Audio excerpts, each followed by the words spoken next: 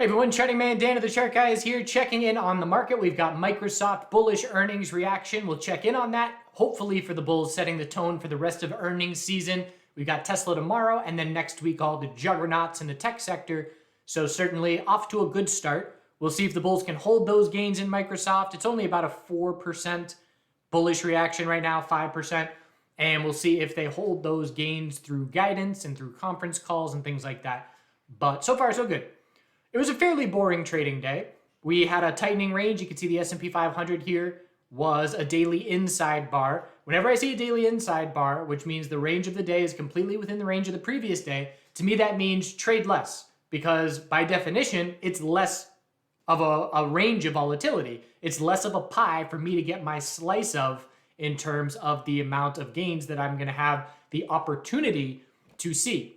So S&P 500 hourly, we could see a bullish reaction after hours, not very significant. And really the biggest difference and what I'm paying most attention to now is 4-hour EMA 12 support hold, which is a good sign, high of yesterday resistance, and the only way the bears are going to prove anything to us is lose the 4-hour uptrend. So what I like about today is it gave us a new clear benchmark support level to be watching. The NASDAQ had a more bullish day and a more bullish reaction after hours here as the bull flag is confirmed. Same thing though, we've now got our support level to be watching. The bulls defended this support at the open, and we were close to rolling over. We were close to having an ugly morning, and we held the low of pre-market, and then we held it again, and then we tightened up, and then that was it. So essentially bulls played defense, and the financial sector was extremely weak to start the morning, but it recovered. So some nice defense from the bulls. This was an example, and sometimes you'll see this in equilibrium forming, which is just a tightening range, and when it breaks on one time frame, you have to zoom out because it just forms an equilibrium on a longer term time frame. So this was a 5-minute equilibrium bear break, but because we did not break the low of pre-market, we knew to zoom out to the 15-minute and then just watch for a 15-minute tightening range. And that's then what we got with our high, low, lower high, higher low. It then broke bull with no follow through. So I just zoomed out again, and then I went to the 30-minute. And it was the high, low, lower high, higher low, lower high into the end of the day. And we did get a bear break into the end of the day, but just a good example of always zooming out when a break takes place, because if I acted on that 5-minute, I would have missed the 15-minute. And if I acted on the 15-minute, I would miss the 30-minute. But oftentimes we will see a tightening range on one time frame break with no follow through, and that just means zoom out and scout the tightening range on the longer term time frame. So new support level on the NASDAQ, new bounce high. There is a resistance level that we need to be keeping an eye on just in terms of an uptrending resistance line here. So I'm going to keep an eye on that. And if we were to lose the 4-hour higher lows, it would be a red flag. But again, pretty much ideal day for the bulls. It was a flat day, sideways consolidation, and now a little bit of a bump after hours thanks to Microsoft. And we'll see if bulls can hold that through until tomorrow. The dollar, I'm watching this 4-hour falling wedge. So when we were close to breaking bear this morning, the dollar was very close to breaking this pattern bullish.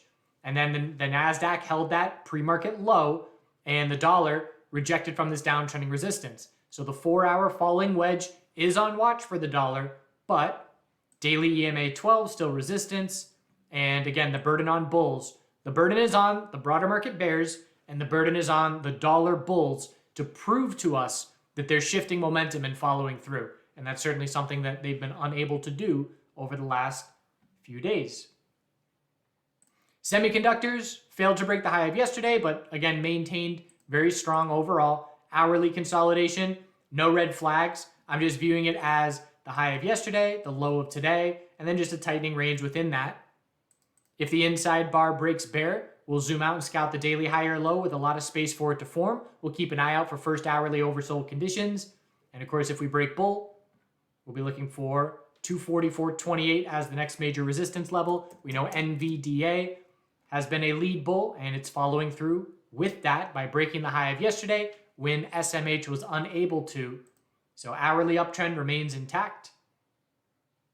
And you can see we're testing the high of the day after hours. A little bit of a bullish reaction here, up 1% or so with Microsoft. So semiconductors remaining lead bulls. Tesla also holding on fairly strong. And it was the same thing as QQQ. We came close to breaking, or I should say, came close to rolling over here. Low of pre-market, couple supports established, low of the day held it, and then we held it, and then just a whole bunch of tightening range for the rest of the day. So again, fairly boring. We've got to be able to recognize these tightening range days to not overtrade on those days. And we can see the range again, the range of Tesla yesterday, we'll call it an $11 range, and the range today, $5. Literally half the opportunity. So if I'm trading the same amount of trades, if I day traded Tesla, let's say I took 6 trades yesterday day trading, if I took 6 trades today, there's a very high probability that I would not have had as good of a day. Because again, it's just a smaller pie. Healthcare still watching this falling wedge-like pattern. Rejected from it yesterday after drawing it and now bouncing, holding it. So it's becoming more valid for me. And we know the bulls would have to turn around and break 135.12 if we were going to confirm a daily uptrend from here. Still easily the weakest major sector today. But again, it's just a lack of bear follow through and not really having much impact, having a little bit of an impact, but not much on the S&P 500 while we've been fairly range bound over the last month. The financial sector was key here. And forgot to mention, we had a lot of very unusual stuff the first minute of trading with all these halts and dozens of tickers. You know, I saw NIO halt, and then someone said Visa was halted, and then SHOP. And as soon as I see that, it's red flag, you know, stay protective. And so I wasn't trading in the first 15, 20 minutes as I was observing, you know, is the market broken? What's going to happen here? We have to be prepared for any scenario. And this morning was very easily the most unusual morning of trading that I can recall in recent memory. So that just means caution because. But it all sorted out. You can read about it. You know, CNBC put out an article as to what was going on, but some charts are greatly skewed because of that. You look at NIO's chart, look at the daily candle, and look at the first 1 minute candle. So hopefully TradingView fixes that, but I did hear that some of these orders were filling at these levels. So that remains to be seen, but one thing it does do is certainly muddies up these charts for the names that were impacted. The financial sector dropped really hard. Look at this 5 minute candle. It was down over 1% right out of the gate. And then we held the low of yesterday by 3 pennies and V-shaped back to the high of yesterday. So a complete recovery. And that was key for me because one of the major things I was watching today is, are we going to set the daily low or high in the financial sector? The financial sector would need to be the leader for Team Bear to set this daily low or high and try and confirm a daily downtrend to set a weekly low or high more convincingly. At the moment, this is a cup and handle like pattern where we failed resistance, we've got healthy consolidation, and the bulls are going to try and break out here to fresh bounce highs. And they played defense today. So still watching 36.17 and 36.26 key resistances, but no daily lower high set as the bulls defended that support just like the NASDAQ defended the lows of pre-market first thing. IWM daily inside bar, if it breaks bear, our daily lower high is set and we look for the tightening range. And if it breaks bull, we'll look to test the high of 188.96. And so looking at it, there were names that had a similar setup that failed to break the high of last week and have now set daily lower highs. And Riot is one of them. No, I take that back. It's not Riot. Who did it? Oh, now I'm blanking. Anyways, there's a name out there that set the daily lower high. Amazon almost did it, but not quite. Anyways, the names that have not broken the high of last week, we're watching for the potential of that lower high being set. And Lori keeps pointing out the dark pool prints on Amazon. Wouldn't be surprised if Bezos was selling, and you could see Amazon divided by QQQ dropping off very drastically. The relative strength of Amazon has now turned into relative weakness, and the last time we saw that was on Tesla when Musk was selling. So just speculation, but went off on a tangent there. Riot, I was day trading Riot today. Look at these tops. I mean, we got 662, and then the best day that I've had in 2023 was shorting that double top. And then yesterday, we rejected for a triple top. And then today, we rejected for a quadruple top. So while live streaming this morning, it was just patiently watching, hoping that we shoot straight up to that level as extended as possible. It was a 5-minute stair step move. We were up over 5% from the low of the day just to test resistance. And so I shorted it there and got a fill at 657 or 658. Set my stop at 664 and just let it play out a bit. And I didn't like the initial morning setup, so I did shrink my position a bit because MARA, and this is a consistent theme, MARA, which is our sector peer for the crypto names, blew through the high of yesterday and saw a notable follow through. And so it just remains much stronger than Riot. If I'm looking long in these crypto names, I'm playing MARA. And if I'm looking short, I'm playing Riot, just because of their relative strength and weakness next to each other. And so I exited Riot a little bit early on that morning drop, but I stuck bearish with it all day, where, I scale out, and then I forget where else I was entering, but on these lower highs, definitely was entering on this bounce lower high after the big bear volume broke to the low of the day. Just seeing consistent signs that Riot was weaker than QQQ. It was weaker than MARA. It was weaker than Bitcoin. So if it's weaker than everything that it trades correlated to, that's a bearish position that I want to be in. And I'm swinging a little bit of this, and I covered a little bit of it. As soon as I saw Microsoft react bullish, I covered some Riot just in case Bitcoin gets frisky overnight and looks for new highs, because Bitcoin still was holding on just fine. And Microsoft, again, these earnings after hours, solid move up. And Microsoft is one of my swing positions. So essentially just taking a little bit of risk off the table by shrinking my Riot short position. But Riot, want to see the bears break the low today, tomorrow, which would be the daily lower high being set. And we would then be looking back down towards daily support of 552. But MARA was great for the long side. I had one long trade. Missed this one. That was a beautiful bottom fish off the low of the day. Look at that turnaround. I mean, the volatility here is just beautiful. Hold the low of the day by 4 pennies, and an hour later, you're up 11%. Had a double bottom here. Even just this little double bottom. Hold it to the penny, and then we go up 3%. So even if you're just scalping 1.5% moves, there's just so many opportunities. Here's a double top before rolling over.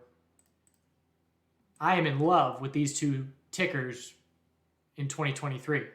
And that'll fade eventually, where they are no longer the volatile hot item. But until then, I'm going to keep milking it. Biotech sector, a laggard. So it was much weaker yesterday. I was watching for it on the bear side, but as soon as the NASDAQ bears could not break the low pre-market, I was just looking for, again, not trying to fight the bulls too much. And for a good part of today, I didn't have a ton of clarity on direction. And when I don't have clarity on direction, the only trades that I'm taking are top fishing and bottom fishing plays, because I'm playing off of a level that's close by and my risk is small. And so the only reason I took that Riot trade is because it was a top fish. And the only times I'm trading in the first half hour of the day is when I'm top fishing and bottom fishing. Again, it's just that clear level aspect of things. But the biotech bulls held the low of yesterday by 7 pennies on the morning. And as soon as they did that and then V-shaped bounce, that is conviction, because we went right from holding the low of yesterday to breaking the high of yesterday. They did the same thing as the financial sector bulls. So still watching daily resistance of 89.63, but so far a nice bounce off the daily recent lows and trying to see new bounce highs. And again, this back test was beautiful. The resistance level for us to look long was 84.18 breaking. Look at that back test. It's just perfection. Hourly oversold into previous resistance, now support. And I mean, someone who says technical analysis doesn't work, or it's made up, or it's astrology, you just show them a chart like this and say, what are you talking about, you fool? Open your mind a little bit. Gold still holding very strong. Dollar still not doing much for the bulls, so gold still up at the highs. Silver made a solid recovery. Daily inside bar, but right back in the middle of its range. We know that the silver bears aren't going to get follow through as long as the dollar bulls are not proving anything. And we got oil double top on the daily into some more notable consolidation. So this is the key support here of 78.45. If we hold that, we keep the uptrend intact on the daily. If we lose that level, bulls lose some of their momentum. So all about 78.45 support with the inventory report tomorrow. Grinding down around oversold conditions. Natural gas bulls just can't get it going. They had a setup to try and shape something up. And now it's just trying to hold the low for a 12-hour high or low. But still struggling on the 12-hour time frame. And again, RSI levels cooling off. We can absolutely still see another leg down. I know a lot of people are watching Nat Gas for a bounce, but weekly stair step remains intact. And just patiently watching for the bulls to prove something, which they have failed to do for a month. So that's where we stand in the market. We'll see if the Microsoft bulls can hold their gains. Have to see the S&P 500 follow suit and break the high of yesterday to join the NASDAQ here. And again, the big question is, are we going to form a weekly lower high compared to the December highs? Or can bulls break those levels? And I believe next week earnings are going to have a significant role in determining the answer to that question. I appreciate you watching. Feel free to ask any questions, and we will see you tomorrow. So now in Adventure Time, we're heading into the very appropriately named Valley of the Gods. I was a mere mortal, feeling like a very small speck in the Valley of the Gods. This is another spot with just a dirt road, BLM land, public land. Go at your own will, camp wherever you want, don't be a jerk. Pretty much the only rules.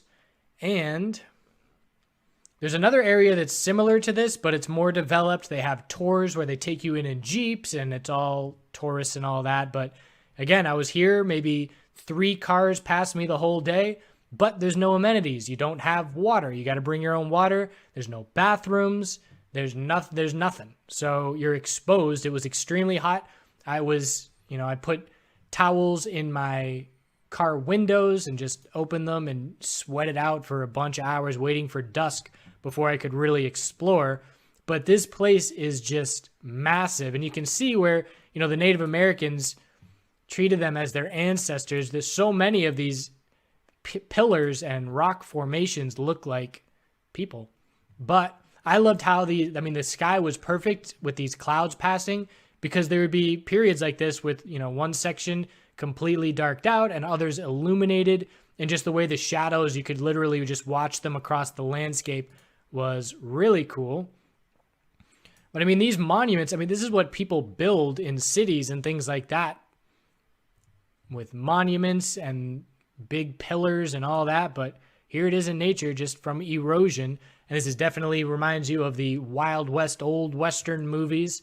Lots filmed in settings like this. There's your dirt road. I think that's my car with the towels in the window. But an awesome place to be by yourself and to camp out. Looks like a row of people standing. All of these pictures are done with a 5-year-old. This was 2013. So a 5-year-old smartphone. I was blown away by what that phone could do in terms of pictures, and can't even imagine now, even way better. So more pillars, more shadows. Finally got to set up my tent. That's one of my favorite ones in terms of getting the sky and the contrast. So with the sky looking like that and the clouds like that, knew it was going to be a good sunset. And then the shadows of these pillars just stretching dozens of miles across the open landscape. There's the tent. Corner of the tent, and the sky was great. And the phone definitely did not do this sunset justice. This was almost as epic as the one the phone captured that sunset last one at the Canyonlands really well, but this one was just as crazy, colorful, epic back there, but didn't do as good of a job, probably because it was focusing on this in the foreground there. So that is the Valley of the Gods, and again, definitely want to time it so you're not there in the middle of the day, because I had to sit and sweat for a solid 2-3 hours, but it is worth going to.